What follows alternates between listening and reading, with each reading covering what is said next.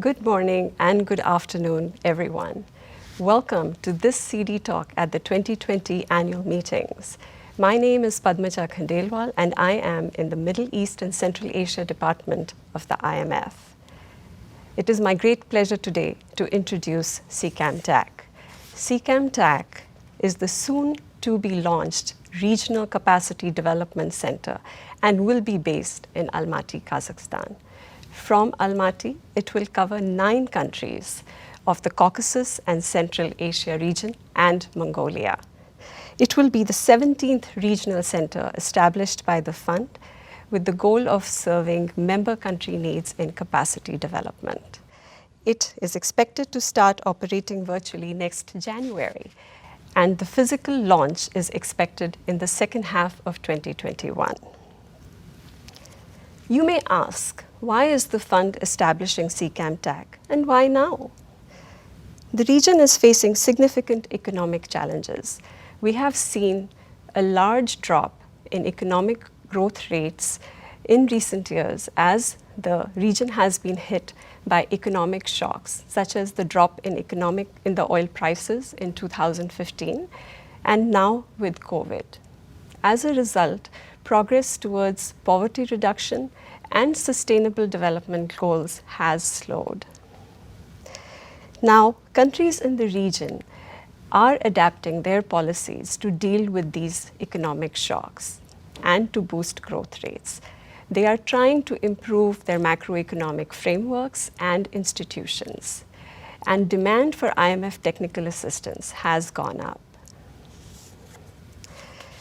IMF technical assistance to CCAM countries has also increased by almost 2/3 since 2015. Even so, we are seeing a considerable amount of unmet demand for capacity development. For instance, over the past year, about 2/3 of the capacity development requests in the area of expenditure policy could not be met.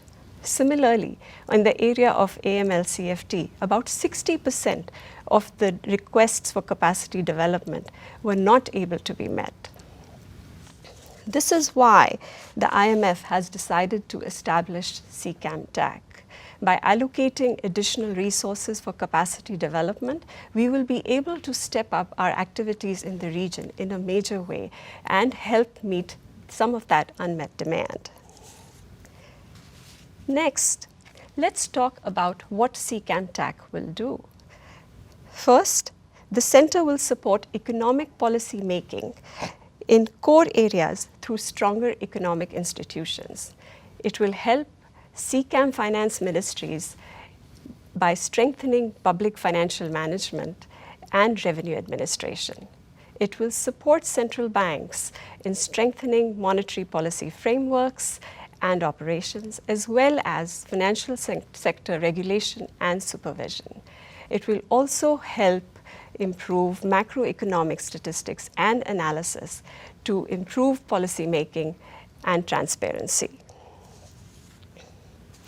It is important to also recognize a key role that will be played by facilitating regional peer-to-peer exchanges and cross-country networks of member country officials. This will allow us to tailor the technical assistance that is being provided to local country needs and also improve ownership and effectiveness. Our regional approach will be integrated and complementary to technical assistance that will be provided by the headquarters from the IMF.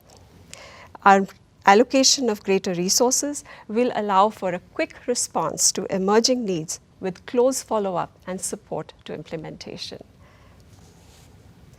Finally, the CCAMTAC will be a key platform to coordinate international capacity development support to the region. It will promote closer support among key international development partners. Classroom training, however, will continue to be offered through headquarters and our training centers in Vienna, Singapore, and China. To make the story of CCAMTAC more concrete, I would now like to invite 3 speakers who are all leading policymakers with long experience in the region. Our first speaker here is Ilhom Nurkulov, First Deputy Minister of Economic Development and Poverty Reduction in Uzbekistan.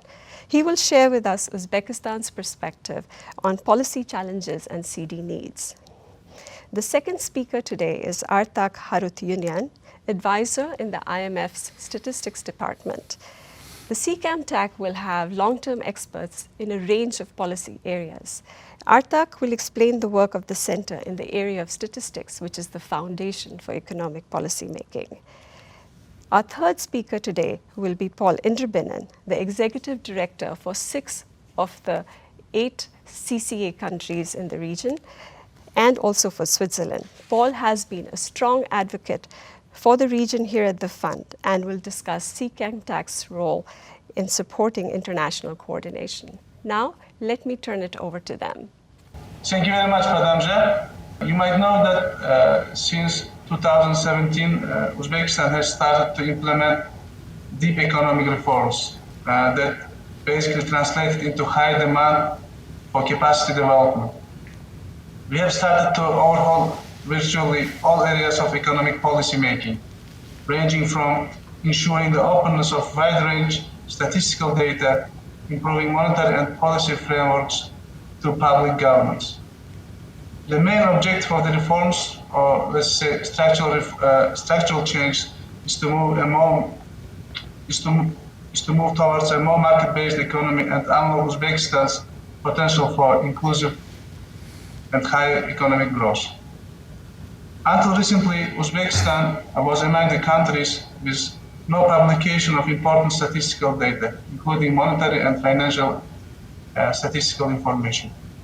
So, in early stages of new era of reforms, much attention has been paid to improve the quality of statistical data and start publishing important set of indicators. With fund support, we have improved national accounts, BOP debt, fiscal, monetary, and financial sector statistics, joint enhanced general data dissemination system, and post a national summary page. On the monetary and exchange rate front, the foreign exchange market has been liberalized. The central bank has introduced market-based monetary instruments and has initiated a time-bound transition towards inflation targeting. In the fiscal domain, we have undergone IMF fiscal transparency evaluation, have started the publication of annual citizens' budget. In cooperation with IMF, developed the public financial management strategy, have started to work on public investment management assessment, and improved tax administration. On the financial sector side, recently we have adopted reform of the banking system for the period of 2020-2025, especially with the aim to reduce the state's footprint in the system. From the first days of the reform period, the IMF has been our key partner. We have received a number of IMF technical assistance missions and have benefited from continuous dialogue with IMF staff.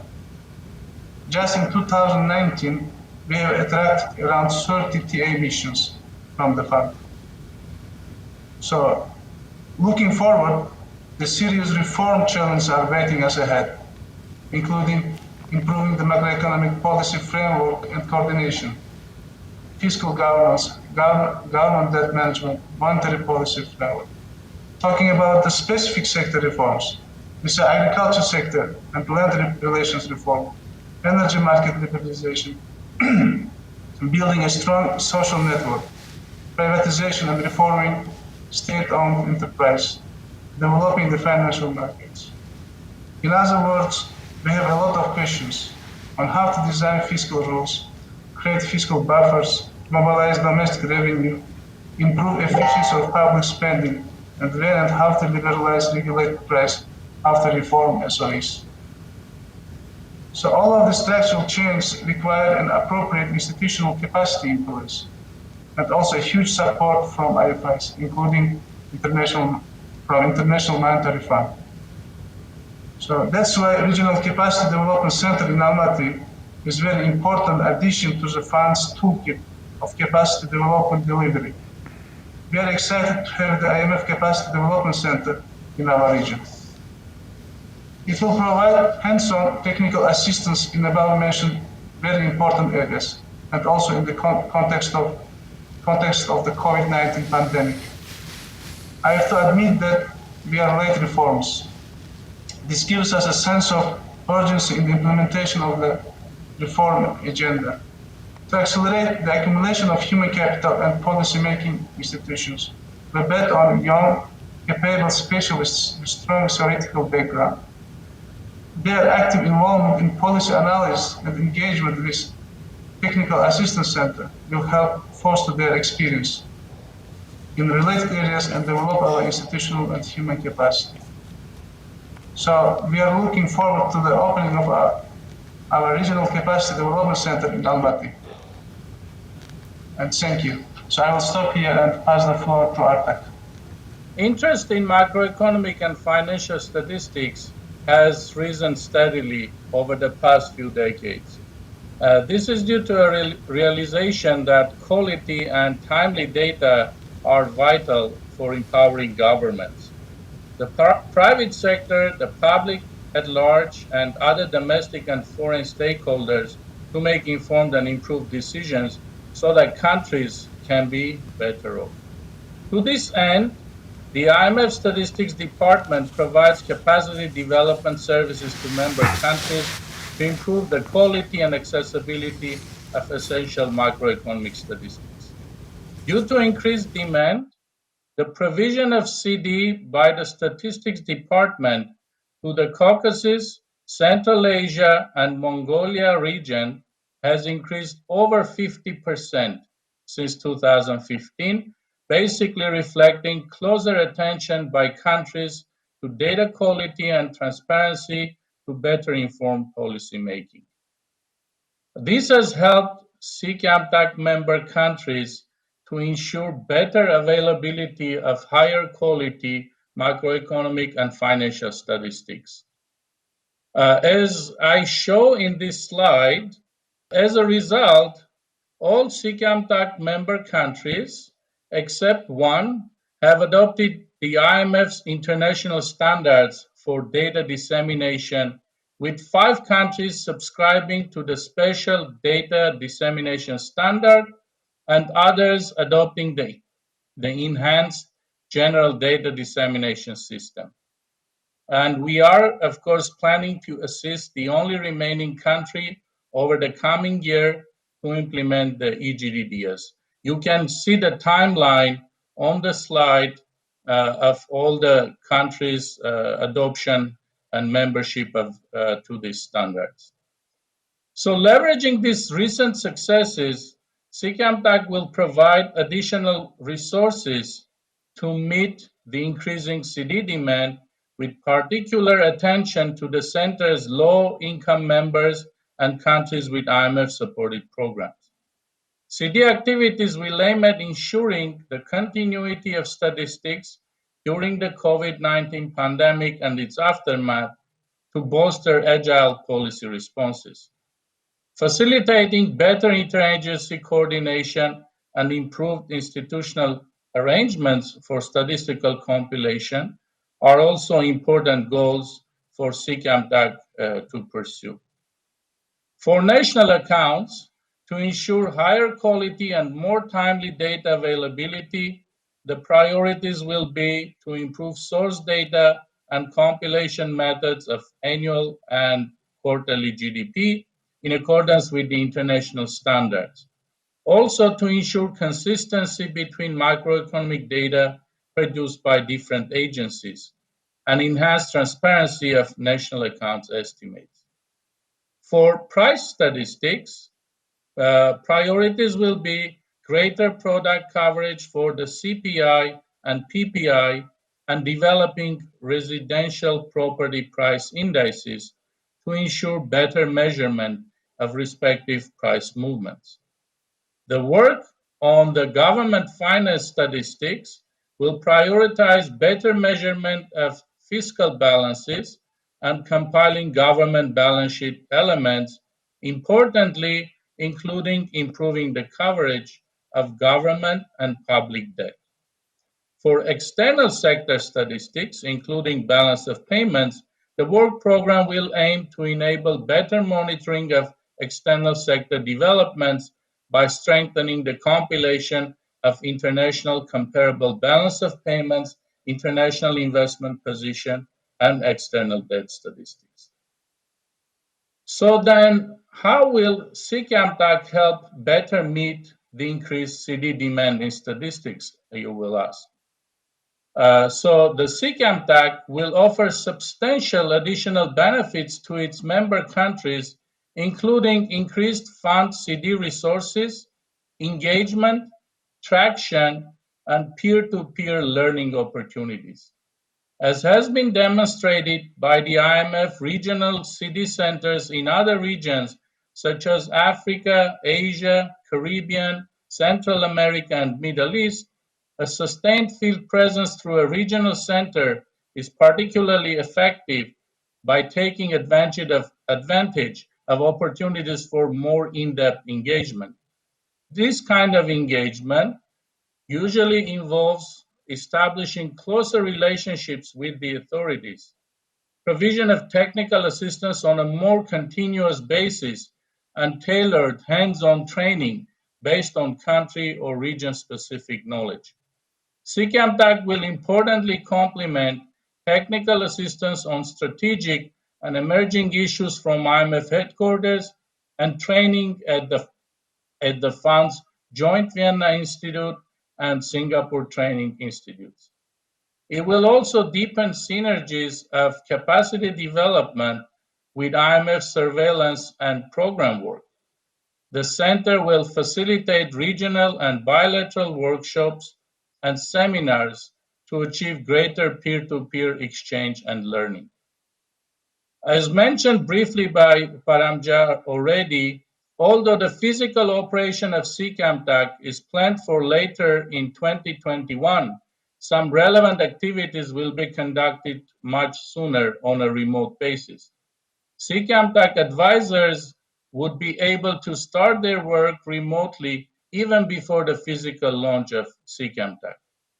Several webinars have already been conducted by different fund departments under the CCAMTAC umbrella. In fact, such a virtual workshop on external sector statistics during the COVID-19 era was organized just recently by the IMF Statistics Department during October 12 to 14, which was financed by the Data for Decisions Fund. The workshop was attended by almost all CCAMTAC member countries and provided practical guidance on the collection, compilation, and dissemination of external sector statistics during the COVID-19 pandemic, and on the recording of COVID-19 related external financing and debt reorganization. And so the IMF Statistics Department is really looking forward to a closer engagement with CCAMTAC member countries with a view to further enhancing the compilation, quality, and availability of macroeconomic and financial statistics in the region for better policy making. And in conclusion, let me just quote the famous saying which goes, "What doesn't get measured doesn't get done." And with this, let me pass the floor to Paul. Paul, the floor is yours. Thank you very much, Atak, and thank you also to Padmacha for those kind opening remarks. So I'm the IMF Executive Director for Azerbaijan, the Central Asian countries, and I have the privilege of representing many of the countries that will be served by the new Regional Technical Assistance Center for Caucasus, Central Asia, and Mongolia. And I'm naturally very excited that fund staff will be sharing their specialized knowledge and expertise in the region in a more hands-on and continuous way going forward. I also represent my own native Switzerland in the IMF, a country that has been a dedicated contributor to the fund's capacity building activities over many years, including through dedicated bilateral funding arrangements for the region. And it will, along with other donors, also be providing financial support for the CCAMTAC as well. So, Padmacha asked the question at the outset why the fund is establishing a new regional capacity development center and why it is being established now. So, these questions prompt me to take a step back for a moment to reflect on the IMF's capacity development activity more generally. Capacity development is one of the core activities of the fund. This besides lending that it provides and the policy advice that it gives to its member countries. And CD is critical for the sharing of knowledge and ideally builds on and reinforces the fund's financial support for its surveillance of economic and financial policies. IMF capacity development is periodically reviewed by the board of the IMF in order for the board to provide strategic direction and oversight. And the last evaluation was completed in the fall of 2018, so almost 2 years ago, which concluded that CD continues to play a key role in supporting member countries in building institutions and the capacity that is needed to formulate and implement sound economic and financial policies. More specifically, the board emphasized the importance of country authorities playing a leading role in the whole CD process, with due consideration to institutional capacity and capacity constraints. It also supported further work on strengthening the operational support for regional capacity development centers. And a number of directors at the time also called for a new center for Caucasus and Central Asia. It was critical in closing the gap in the coverage of the membership with regional CD centers. And progress since then has been swift, including the selection of the location of the CCAMTAC, which was based on a robust evaluation process. And this work by Middle East and Central Asia Department, as well as the Institute for Capacity Development of the Fund, is gratefully acknowledged.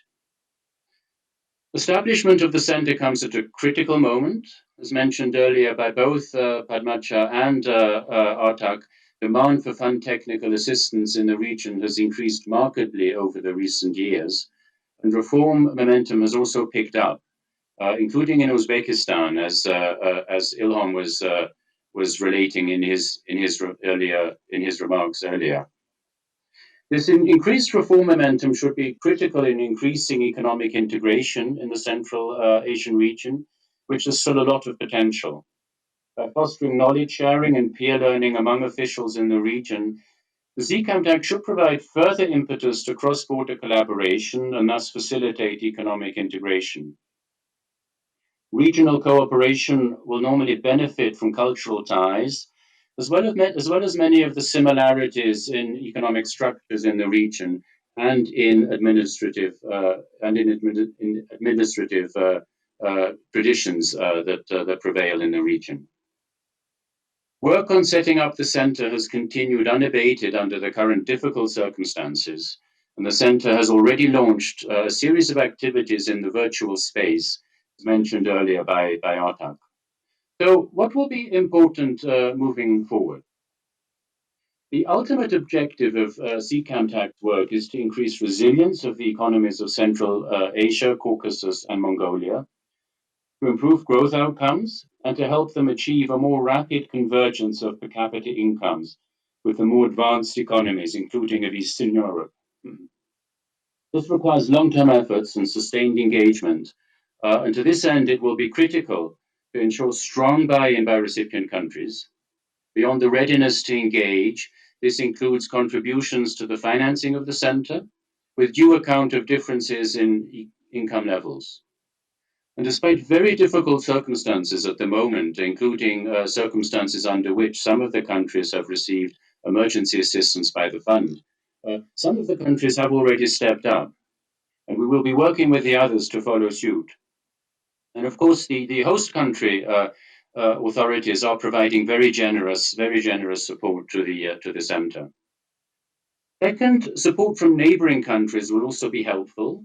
Sharing of knowledge and expertise of these countries in transition type settings will be very valuable, and the center can serve as a conduit for sharing this knowledge.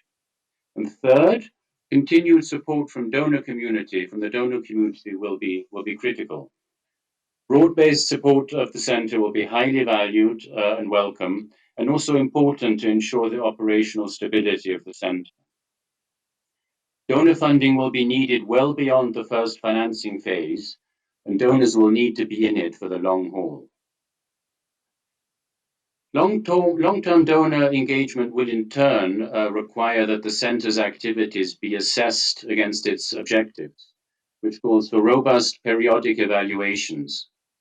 From the donor perspective, it is very much welcome that independent external evaluations are planned to be conducted some 3 years after the launch of the Centre. And it will also be important that the Centre liaise well with other providers of CD in the region.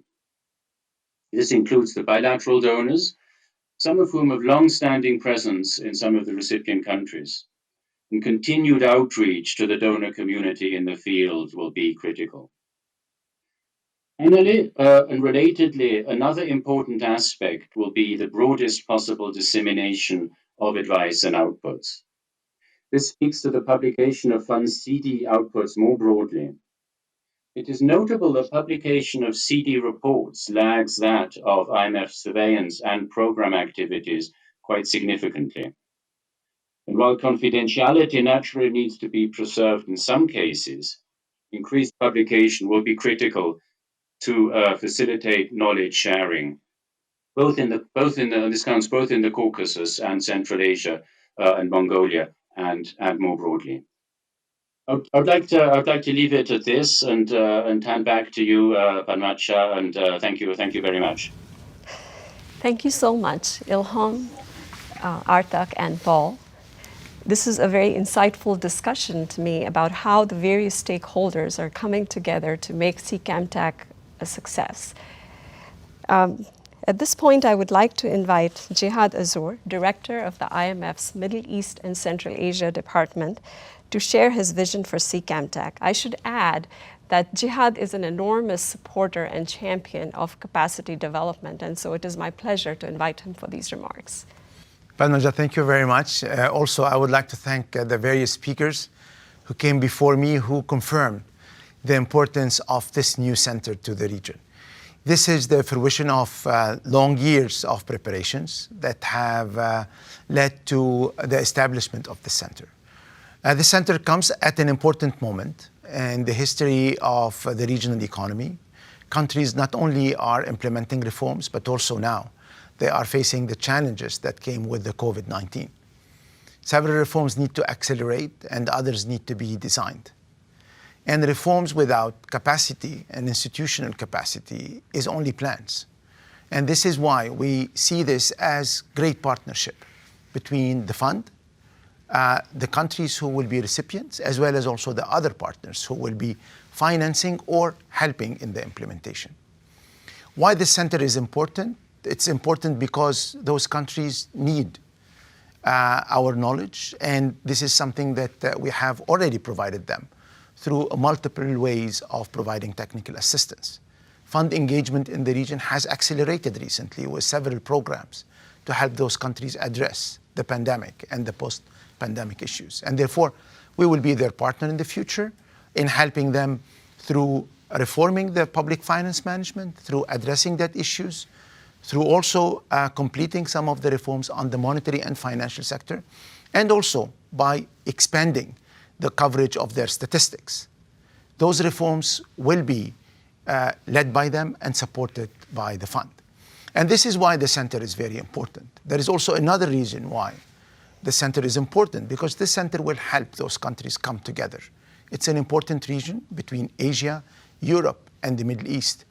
And bringing all these authorities together to think together, to work together, is also one of our priorities. What do we want to achieve? We want to achieve a new form of technical assistance capacity development center. This will be the first center post-COVID. Therefore, we will marry different forms of providing technical assistance. And as the various speakers said earlier, we have already started. Remote learning, e-learning will be a critical pillar of what the center will offer. The center also will try to bring knowledge and capacity that exist in the region and share it among the various authorities. And also, it will be a partnership between also other technical assistance centers and training centers that the fund has. We will be part of the global web of the capacity development, knowledge dissemination that the fund provides to member countries. And how we want to do it? We want to do it in a very collaborative way. The design of the plan of trainings and technical capacity development was done with the authorities. It's also a partnership between various departments in the fund who will come together in order to provide this knowledge, and also will provide this capacity for those who are leading the reforms to implement them. We are very excited to see the center coming. We have already started. The physical establishment of the center will take place fourth quarter next year. It was supposed to take place this year, but because of the COVID pandemic, we had to delay the physical opening, but we already started, as several speakers mentioned, started the activities. We would like, and I would like personally, to thank all those who have worked throughout the years in order to see this center happening. Staff of the fund, but also authorities who have been very committed and very excited about the center taking place. I would like to thank also the Kazakh authorities who will host the center, but I would not want to forget those who are helping us, contributing in financing the center. And those are many, and they recognize themselves.